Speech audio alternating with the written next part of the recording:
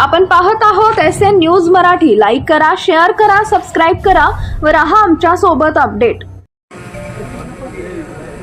आज या ठिकाणी माझे वडील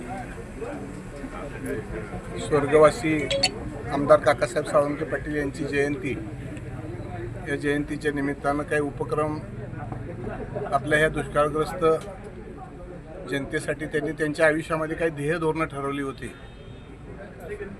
या सांगोला तालुक्याचं लोकप्रतिनिधित्व करायचे आमदारकीच्या माध्यमातून संधी मिळाली त्यांना, परंतु अगदी अतिशय 2च वर्षामध्ये आपल्या तालुक्याच्या व्यथा विधानसभेमध्ये मांडत असतानाच आकस्मिकपणानं त्यांचं निधन झालं। आणि त्याच्यानंतर माझी आई काकी यांनी या सांगोला तालुक्याची आणि कार्यकर्त्याची धुरा सांभाळली। त्यांना जो अपेक्षित असलेला सांगोला तालुका आहे त्या दृष्टिकोनातून मीही लोकप्रतिनिधी म्हणून काम केलं। तालुक्यातल्या सगळ्याच जनतेनं, सगळ्याच पक्षाच्या मंडळींनी, सगळ्या जाती धर्माच्या मंडळींनी आमच्या कुटुंबाला आजपर्यंत भरभरून प्रेम आणि सहकार्य केलेलंच आहे। गोरगरीब उपेक्षित जनतेसाठी जे काही करता येईल तो करण्याचा मी सातत्यानं या ठिकाणी प्रयत्न केलेला आहे। हे स्मारक या ठिकाणी, या स्मारकाची जी प्रेरणा आहे हे या ठिकाणी माझे सहकारी बाळासाहेब एरंडे आहेत, अनेक वर्षापासूनचे माझे मित्र आहेत।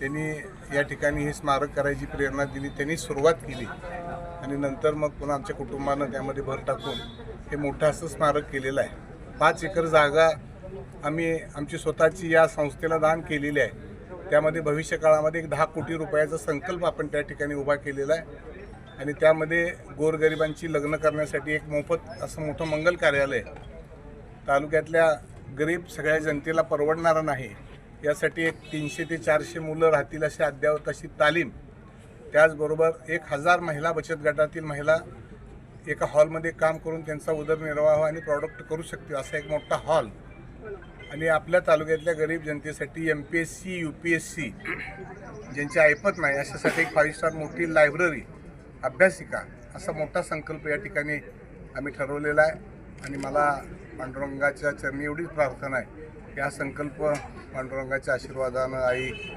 मायका देवीच्या आशीर्वादानं पूर्ण होईल असं मला निश्चितपणानं अपेक्षित आहे। जे काय आई वडिलांसाठी आणि त्यांनी तालुक्याविषयी धरलेलं जे ध्येय धोरण आहे किंवा त्यांच्या अपेक्षितमधला सांगोला तालुका हा घडवण्यासाठी सत्ता असो नसो, भविष्य काळामध्ये पद येऊ न येऊ, हे आमची अखंड सेवा, आम्ही 4ही भाऊ, माझे दादा असतील, चारुताई असतील, जया असेल, आम्ही या जनतेची सेवा करण्याची आम्ही त्या निमित्तानं एक शपथ घेतलेली आहे। आणि माझी आई माळकरी असल्यामुळं आम्ही आळंदीची वारीसुद्धा हयात माझ्या आईंच्या नावची दिंडी करून ती कायमस्वरूपी दिंडी, आणि पंढरपूरला पण एक मठ आईंच्या नावचा बांधायचा ठरवलेला आहे की जेणेकरून सांगोला तालुक्यातला प्रत्येक वारकरी त्या मठामध्ये जाऊन वारीला गेल्यानंतर 2 घास खाऊन येईल।